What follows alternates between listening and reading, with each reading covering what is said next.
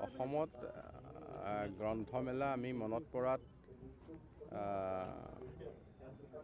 85-86 চন মানৰ পিছৰ পৰাই গুৱাহাটীত আৰম্ভ হৈছিল। নগাঁৱত 88 চনত আৰম্ভ হৈছিল। এতিয়া গ্ৰন্থমেলা প্ৰায় জিলাই বা জিলাতকৈও আৰু মহকুমা অঞ্চলত আৰম্ভ হৈছে। আমি চৰকাৰে যোৱাকালি কেবিনেটত এটা সিদ্ধান্ত লৈছোঁ, অহা বৰ্ষটো কিতাপৰ বৰ্ষ হিচাপে আমাৰ ৰাজ্য চৰকাৰে পালন কৰিব। মুখ্যমন্ত্ৰীৰ এইটো প্ৰয়াস। গতিকে কিতাপক জনপ্ৰিয় কৰি তোলা, বিশেষকৈ অসমীয়া ভাষা ধ্ৰুপদী ভাষাৰ মান পোৱাৰ পিছত অসমীয়া সাহিত্যও ঠিক তেনেধৰণে আগবাঢ়ি যাওক, এইটো চৰকাৰৰ প্ৰয়াস।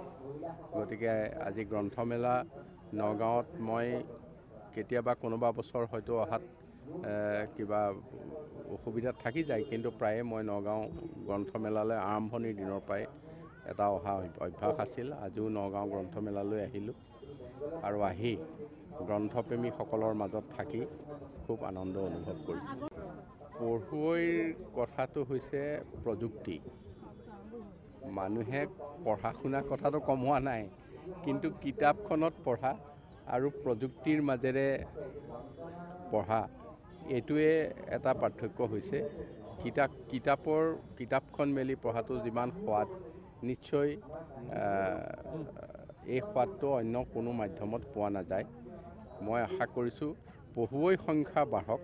বাঘ কলিয়াবৰত এতিয়া দেখা নহয়, কলিয়াবৰত বাঘ সদায় আছে, কিন্তু এতিয়া বাঘৰ অকণমান আগ্ৰাসনটো বাঢ়িছে।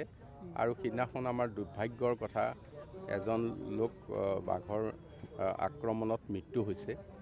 আৰু সেই ক্ষেত্ৰত যথেষ্টখিনি ব্যৱস্থা লোৱা হৈছে।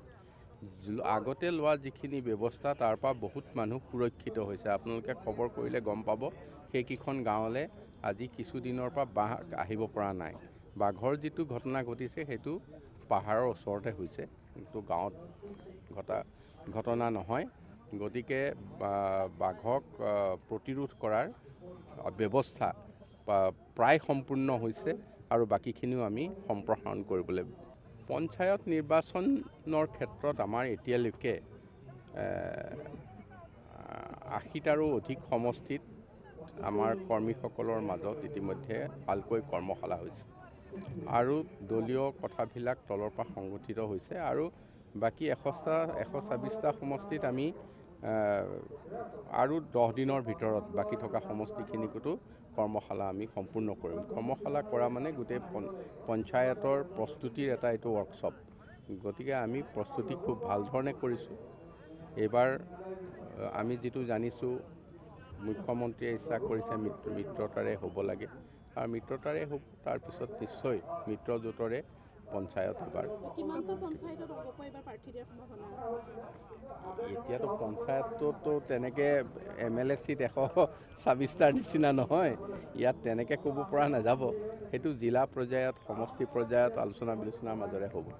আজিৰ দিনটোত অসম চৰকাৰে ৰাজহ বিভাগত যিমানখিনি ইয়াৰ ছিষ্টেমটো বা ইয়াৰ প্ৰক্ৰিয়াটো পৰিৱৰ্তন কৰিছে আৰু গোটেই কথাবিলাক আমি অনলাইনত আনিবলৈ বিচাৰিছোঁ।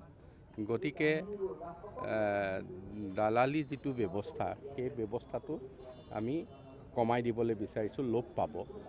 আৰু কিছু কাম কৰিলে দালালৰ কাম আৰু নাথাকিব, কাৰণ প্ৰত্যেকেই নিজৰ মাটিৰ ৰাইটটোৰ কাৰণে, অধিকাৰৰ কাৰণে তেওঁলোকে পোনপটীয়াকৈ